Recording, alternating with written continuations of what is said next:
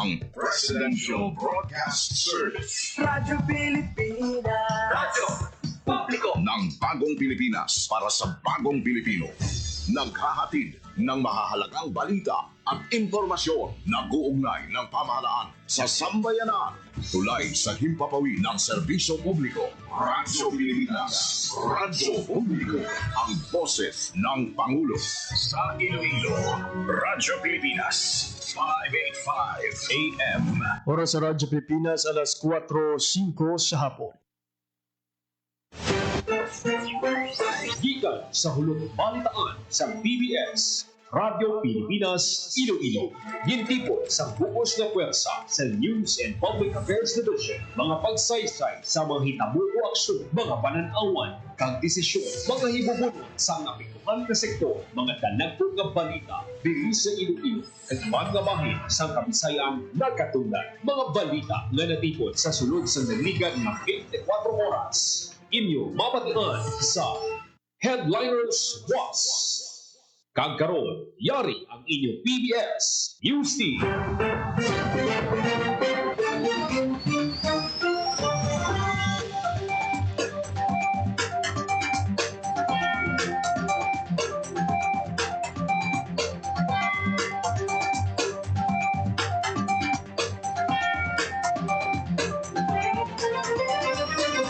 Mayong hapon Pilipinas, mayong hapon Western Visayas. Ito ang Headliners Was Adlaw sa Lunes, Hulyo 21, 2025. Kung inyong pagbalita, JP Hervas kagkaroon sa aton mga headlines.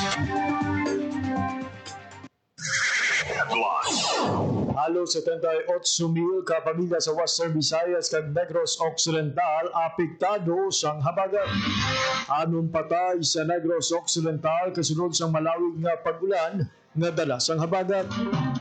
DSWD6 nagpalabot na sang halos 16 milyones pesos na balor sang bulig sa mga apektado sang habagat. Iloilo City Mayor Raisa Treñas ginbisitahan ang pila ka barangay nga ginbahaan.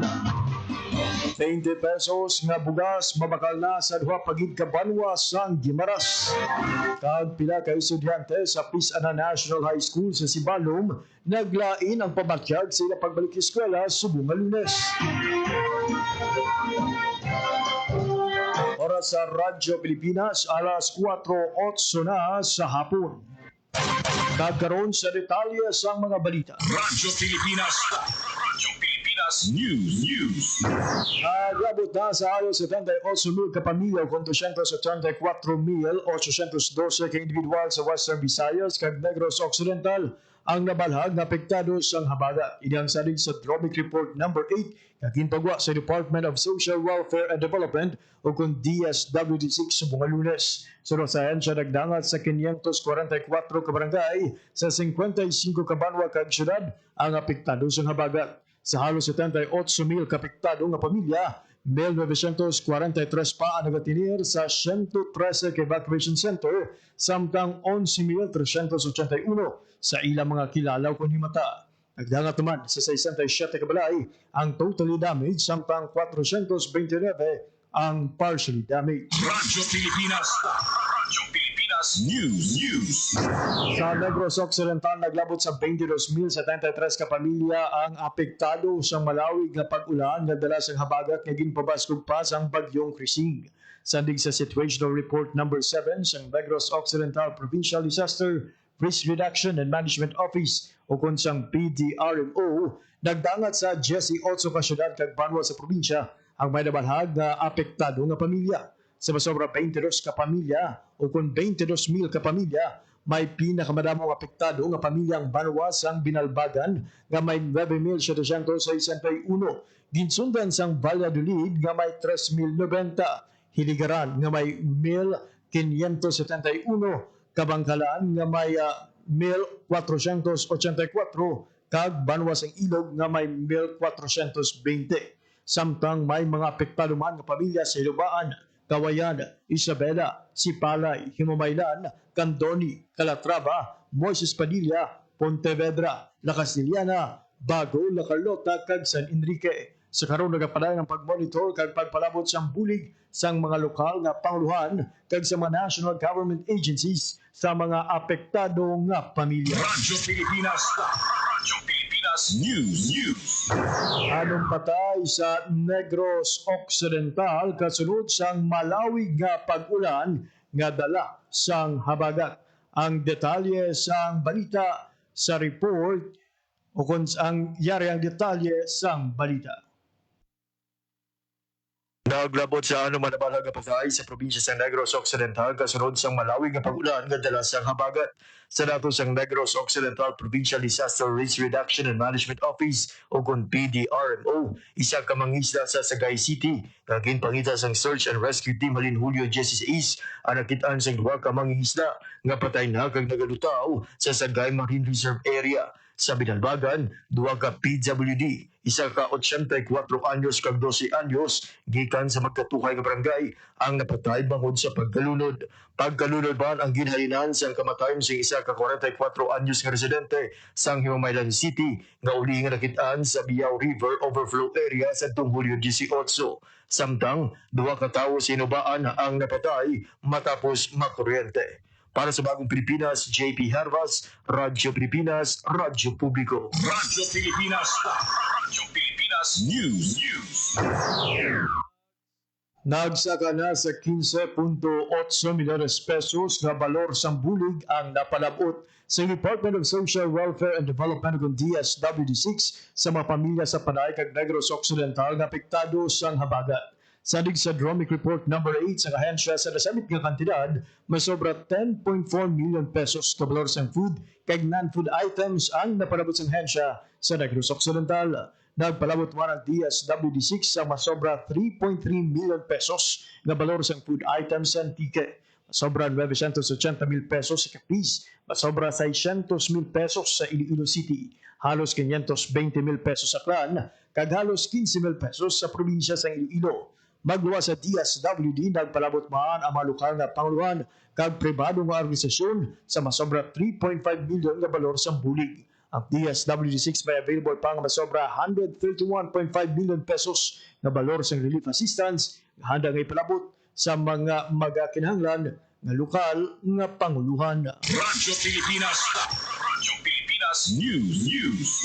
Nagpreparar sa mga child-friendly space kung CFS activities ang Department of Social Welfare and Development Negros Island Region sa mga bata sa Ligaran kag Binalbagan sa Negros Occidental, kadua sa pinakapektado sa habagat sa nasambit nga probinsya. Nakip sa mga aktibidad ang storytelling kag recreational play sa tuyo nga matagaan sang psychosocial support ang mga bata nga evacuees. Sunod sa DSWD-NIR, ang mga aktibidad kabahin sang ila holistic approach sa disaster response kag child protection sando sa nanging direktiba ni Presidente Ferdinand R. Marcos Jr. Radyo Pilipinas. Radyo Pilipinas News. Iloilo City Mayor Raisa Treñas ginbisitahan ang pila ka barangay nga ginbaan. Ang detalye sa balita sa report ni General Baclay. Radyo Pilipinas. Radyo Pilipinas. Report. Personal naging bisitahan ni Iloilo City Mayor Raisa Treñas sa pinakabarangay sa syudad sa Iloilo maging baha. Kasunod sa mabasko nga pagulan sang weekend sa barangay Lanit Haro na nagpadulong nga alkalde agad si Sound ang sitwasyon sa mga evacuees. Suno kay punong barangay Remy Medilla, Domingo Hulyo 20 sa nagsugod ang pagdalom sang tubig sa pila ka areas nga naging pabakwit na lang sini ang Pangulo yung malapit sa danger zone. Sa kabilugan niya sa 211 ka pamilya ang napektuhan sa baha sa ila barangay dugang panikapitan. Amatamat naman nga nagpuli ang pila ka evacuees sa nagnabaw na ang tubig kag nagpabilin sa gym, daycare center kag barangay chapel. Magluwas sa barangay Lanit Haro ginpadulungan man ni Mayor Raisa Treñas ang area sa Punta Tala, Kamalig Haro kag Bakhaw sa distrito sang Mandurriao. Para sa Bagong Pilipinas, General Baclay, Radyo Pilipinas, Radyo Publiko. Radyo Pilipinas. Radyo Pilipinas News. Samtang libre nga konsulta kag bulong gindala sang CHO sa mga barangay nga napektuhan sang baha. Ginpasalamatan sa mga evacuee sa Barangay Lanit, Buntatala kag Tamaligharo ang pagpadala sang medical team sang CHO kag pagplastar sang Uswag Community Kitchen agad maatipan ang kinahanglanon sa mga residente na napektuhan sang baha. Para sa senior citizens nga si Marichu Sarsua kag Ernesto Hasa. Dako ini nga bagay nga makapakonsulta bago naglay ng inapamatyag kasunod sang maulan nga tempo. Bisa nagtahaw ng tubig baha at sa pila ka lugar sa Barangay Lanit, padayon gihapon nga ginapa-alerto ni punong Barangay Remya Bedia ang iyang residente nga magalibak labi pa kag hindi mapakta ng tempo dala sa habagat. Duha ka mga zona ang lubos nga napektuhan sang baha suro kay Kapitan. Ini ang Zone 1 kag Zone 2 sa diin madamo sang pumuluyo ang nagbakwit. Sa interview sa Radyo Pilipinas Iloilo kay Cap Bidea, ginpayag sini nga alagyang gid sang tubig halin sa Santa Barbara kag Leganes ang ilang lugar, rason nga nagdalom ang tubig sa area. Masulod sa duha ka tuig nga wala naka-eksperyensya sang kasubong nga pagbaha ang barangay dugang pa sini. Ginpalabot na sini kay Mayor Raisa Treñas ang concern sang mga pumuluyo na nayara sa marubok nga area agud sila ang mabuligan. Radyo Pilipinas News. Iloilo City Vice Mayor Love Baronda kay Councilor Sheen Mabilog nagbisita man sa nabaan ng mga barangay. Ang detalye sa balita sa report ni General Baclay. Radyo Pilipinas Report. Ginpaunahan ni Iloilo City Vice Mayor Love Baronda kahapon si City Councilor Sheen Marie Mabilog ang pagpanagtag sang rice pack sa mga flood-affected residents. Nagpadulong ang mga opisyal sa Barangay San Juan Molo, North Maluarte, Dungon B, Cuartero, Barangay Cubay, Kamalig, kag Lanit agud maghatag sang bulig. Kalabanan sa mga evacuees ang nabahaan kasunod sa mabaskog na pagulan dala sa hangin na bagat naging pabaskog pa ni Bagyong Krising sa naligad nga weekend. Magluwas sa bugas, may hot meals man o kunaros kaldo, maging panagtag sa mga residente sa evacuation center. Padayon nga panawagan sang pagbuligay ang DC Alcalde para sa mga napituhan sa pagwaha. Para sa Bagong Pilipinas, General Baclay, Radyo Pilipinas, Radyo Publiko. Radyo Pilipinas News. Samtang sa ibang pagigabalita, ginlunsar na subong Lunes, Hulyo 21 ang Benteng Bigas Meron na program sa Banwasang Nueva Valencia kag Sibunag. Sunod sa Department of Agriculture Western Visayas kundi DWV, sa kada munisipyo, may 1,000 ka pumulong kinalakipan sa mga senior citizen, person with disability, solo parent, kag indigent household ang may kahigayunan nga makabaka sa bugas nga tig 20 pesos kada kilo. Ang kada kwalipikado nga pumuluyo, mahimong magbakal sang tugtog 10 ka kilo kada bulan. Manunuman nga sang Hulyo 18, ginsugura ng pagbaliga sa Banwasang Hordan, samtang buwas na uban ang pagbaliga sang barato nga bugas sa Banwasang San Lorenzo kag Bellavista. Ang programa na tigayon pinagi sa pagbiniligay sa provincial government, Department of Agriculture, National Food Authority, kag Food Terminal Incorporated. Radyo Pilipinas News. Una nga weight brain surgery sa Panay, madinalagon nga natigayon sa isa ka government hospital sa Iloilo. Ang detalye sa balita sa report ni Hope Trichante. Radyo Pilipinas Report.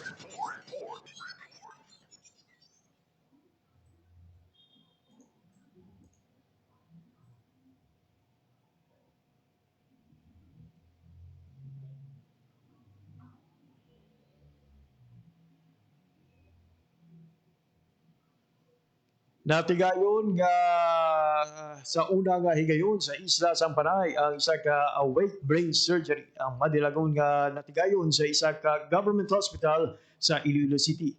Ang maragtasong operasyon ang giliwat sa Western Visayas Medical Center sa mga region-based doctor sa pagpamuno ni Dr. Derek Ben Habines, isa ka neurosurgeon kag spine specialist, Dr. Saras Lucot Loud para sa neuroanesthesia kag Dr. Paul Christian Sobrevega, isa ka neuropsychiatrist. Nagalalay man sa operasyon si Dr. James Mercado nga linaban sa Davao Doctors Hospital. Ang awake craniotomy, isa ka operasyon kung saan ang pasyente nagapabiling nga bugtaw kalaga istorya samtang ginakuha ang tumor sa iyang utok. Naglabot naman sa halos na 10 ka oras ang operasyon sa subong padayon ng post-operation recovery sa pasyente kag posible nga sa Domingo masaylo na ini sa private room halin sa ICU. Radyo Pilipinas Radyo Pilipinas News. Naglain na pamatyag sa pila ka estudyante sa Peace Anana National High School sa Sibalo Mantique sa pagbalik sang ila face-to-face classes sa mga Lunes. Sa inisyal nga impormasyon, isa ka estudyante nga wala nakapamahaw ang nalipong samtang nagatambong sang misa nga ginahiwat sa bulutuan. Sa nakita sa pila ka estudyante ang pag-abot ka ambulansya, naglain man ang ila pamatyag bangod sa posible nga anxiety kung trauma. Sa karon padayon nga ginaimbestigaran kung ano ang matudon nga kabangdanan sa paglain pamatyag sa mga estudyante. Marunuman Hulyo 2 sa masobra 200 ka estudyante sa nasabit nga eskwelahan ang gindala sa Balay Bulungan matapos naglain ang ila pamatyag kasunod sa pagaklo sang baho kaangay sang iya kaluto nga bayabas. Radyo Pilipinas. Radyo Pilipinas News. Tatlo kay Ilonggo nga seafarers nakabalik sa Iloilo matapos ang pag-atake sa Houthi rebels sa ila barko sa Red Sea. Ang detalye sa balita sa report ni Bing Pabiona. Radyo Pilipinas. Radyo Pilipinas. Report. Luwas na nga nakapauli sa Iloilo ang tatlo ka mga Ilonggo seafarer matapos makalampuas sa makamamatay nga missile kag granada nga pag-atake sa ila sa kayang pandagat na MV Eternity Sea sa mga rebelding Houthi sa Red Sea sang tinalikdan nga bulan. Ang mga crew member, mga pumuluyo sang Uton, San Miguel kag Iloilo City nagabot sa Iloilo International Airport sang Domingo sang gabi, July 20.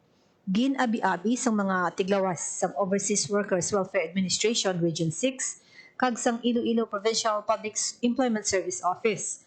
Una nga ginupod ang mga seafarers sa ila pamilya pag-abot sa Manila sang July 16 antes nagpauli sa ila tagsa Cabanwa sa Iloilo.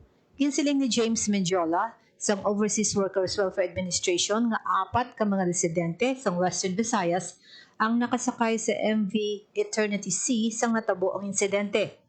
Ang isa nga taga San Miguel man nagpili nga magtener sa Manila sing temporaryo. Dugang pa niya nga ang Department of Health ang magapanguna sa mga pagpatuman sang psychological intervention agud mabuligan ang mga survivor nga malampuasan ang trauma.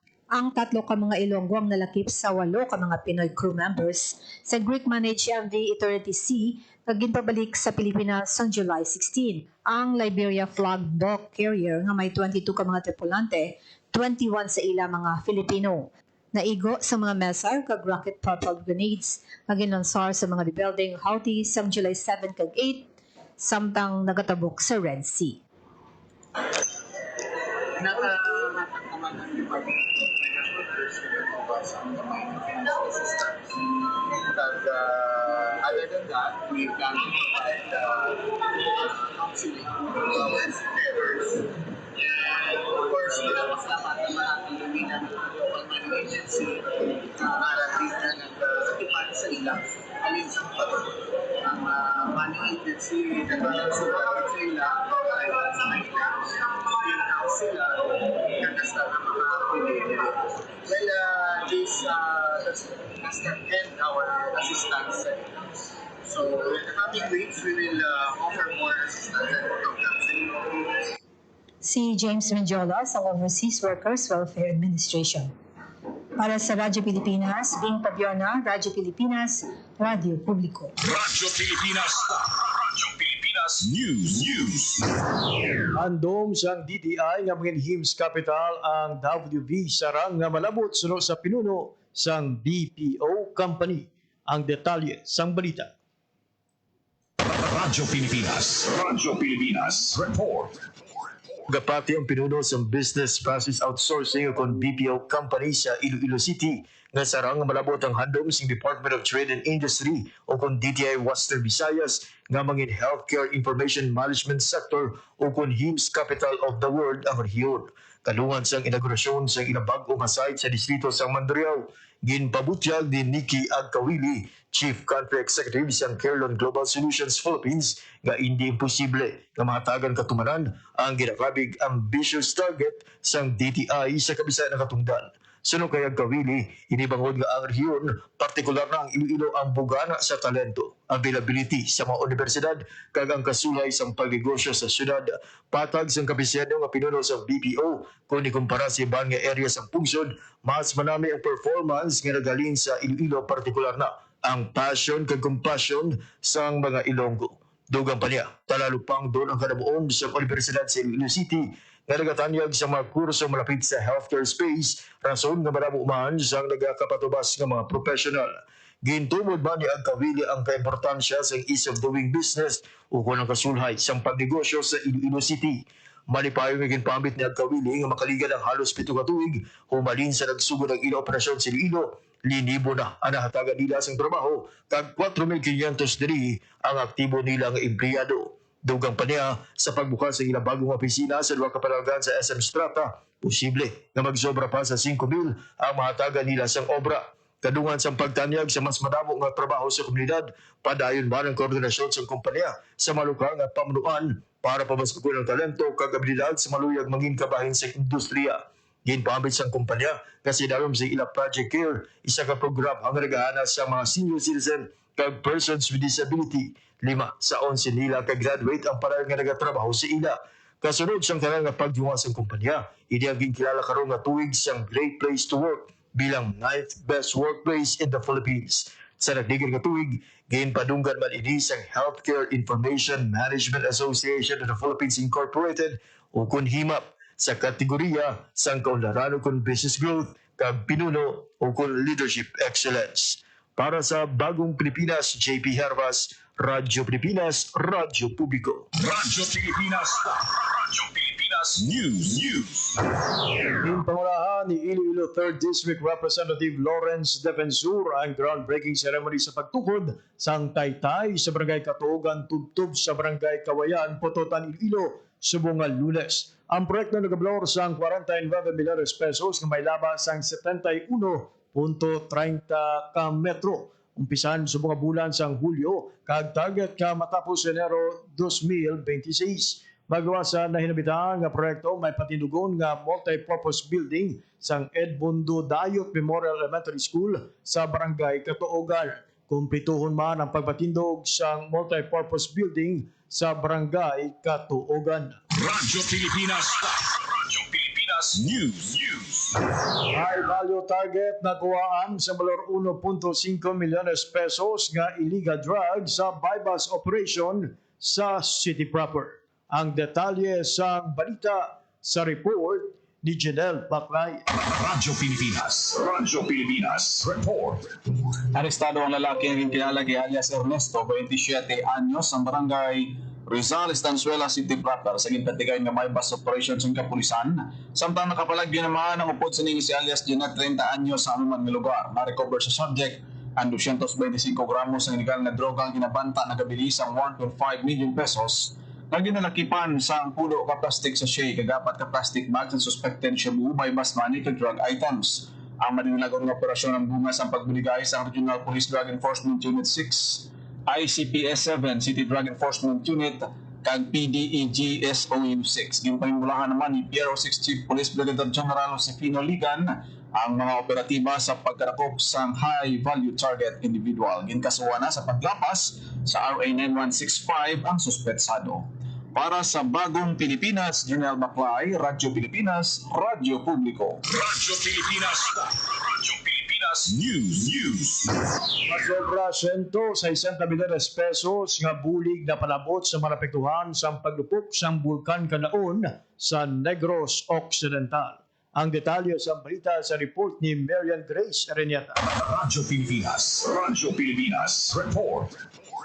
Naglabot sa masobrang 160 million pesos nga assistance ang napalabot sa Department of Social Welfare and Development Field Office 6, mga local government unit ug non-governmental organization sa mga pamilya sa Negros Occidental nga naapektuhan sa paglupok sa bulkan Kanlaon.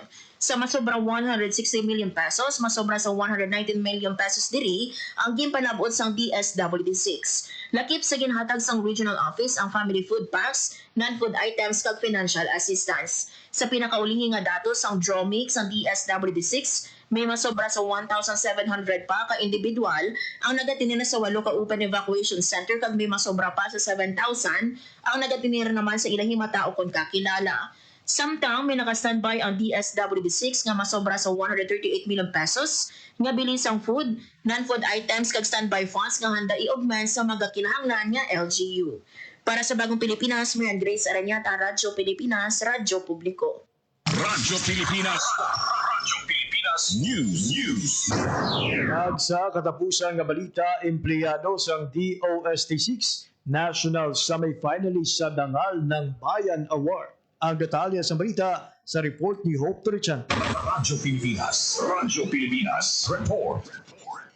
Sa isa ka makasaysayan nga kadalagan ang driver sa Department of Science and Technology Western Visayas nagpangibabaw sang napilian siya bilang semi-finalist sa Gawad Dangal ng Bayan sang Civil Service Commission, isa sa pinakamataas nga pagkilala nga mabaton sang empleyado sang gobyerno sa pungsod. Ginkilala sang CSE ang kapisan kag dedikasyon sa trabaho ni Mr. Cornelio Mabera ukon nung kuni sa iya mga kakilala kag katrabaho. Rason agud lawagon ni regional winner kag subong finalist sa Dangal ng Bayan sa national nga level. Sa 3 ka dekada, nagserbe si Mabera nga importante nga tawo sa fieldwork sang DOST6. Siya ang nagamaneho agud ang regional director makalabot sang safe sa mga nagkalain-laing nga komunidad kag lugar sa Western Visayas. Nagsugod si Mabera bilang utility messenger sang DOST sang 1989.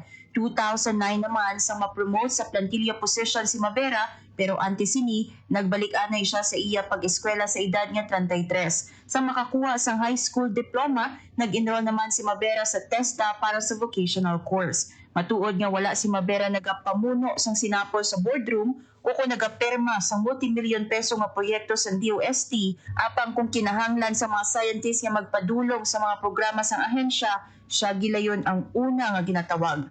Pero hindi lang pagmaneho sang salakyan ang sarang maobra ni Mabera. May kasarang man siya nga magkayos ang ginamaneho nga salakyan kag maihibaluman sa pagpamanday o kung pag-repair sa mga gamit sang regional office. Sa subong nga panahon sa diin ang mga titulo masami basihan sang pagkilala, si Mabera hipos nga ginpakita sa publiko kung anong matudtuod ng serbisyo publiko. Ang kadalagaan ni Mabera hindi lang isa ka personal victory, kundi isa ka kadalagaan para sa tanan nga mga rank and file employees sa Western Visayas na hipos apang tampad nga nagatrabaho. Nagpasalamat naman si Nongkoni sa DOST na nanging pamilya na niya sa sulod sang 30 anyos. Naibaluan nga ang iya DOST family ilabi na si Regional Director Rowan Hilonga ang nag-push sa iya agud magpasakop sa Gawad Lingkod Bayan sang CSC. Para sa Bagong Pilipinas, Hope Tarichante, Radyo Pilipinas, Radyo Publiko. Radyo Pilipinas. Radyo Pilipinas News. Oras sa Radyo Pilipinas, alas 4:32 sa hapon.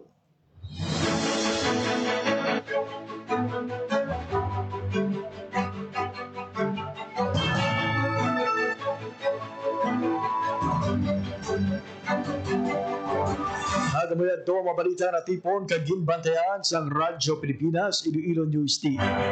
Para sa headliners buwas mga daw sang Lunes, Hulyo 21, 2025. Alam sa akong mga katuwang teknikal, Mr. Bermora Bintura sa studio, kag Mr. Jeffrey Bitita sa transmitter. Ako naman ang inyo ng Intag Balita, JP Hervas. Madamo nga salamat sa inyong pagpamati. Maayong hapon, Pilipinas. Ipapawid ng serbisyo publiko ang Presidential Broadcast Service, Radyo Pilipinas, Radyo Publiko. Radyo Pilipinas. Radyo Publiko. Kinilala ng pang-international at prestigyosong Asia Pacific Broadcasting Plus Awards 2025 para sa kategorya ng Government Streaming. Ito ay dahil sa epektibo nitong pagsasanib ng mga tradisyonal na media tulad ng telebisyon, radyo at print para masabayan ang mabilis na pag-inog ng mundo ng digital at social media tungo sa mas epektibong paghahatid ng mahahalaga at napapanahong mga impormasyon sa mamamayang Pilipino. Kinilala rin ang Radyo Pilipinas dahil sa patuloy na pag-akyat ng rating. Ngayon ay matatag sa pang-4 na pwesto sa Mega Manila ayon sa pinakahuling Nielsen Radio Audience Measurement Survey. at sa social media. Nakamit ang mahigit 2,000% pagtaas ng bilang ng mga sumusubaybay sa Radyo Pilipinas page sa unang bahagi ng 2025. Patunay ito na ang inyong Radyo Pilipinas Radyo Publiko ay tunay na kaagapay ng inyong pamahalaan sa paghahatid ng serbisyo sa mga mamamayang Pilipino. Mula sa aming lahat, sa ngalan ng inyong pamunuan at mga kawani ng Presidential Broadcast Service, kasama ang inyong mga himpilan ng Radyo Pilipinas sa buong kapuluan. Maraming salamat po sa inyong lahat, sa inyong pagtangkilik at pagkilala. Radyo Pilipinas. Radyo Publiko.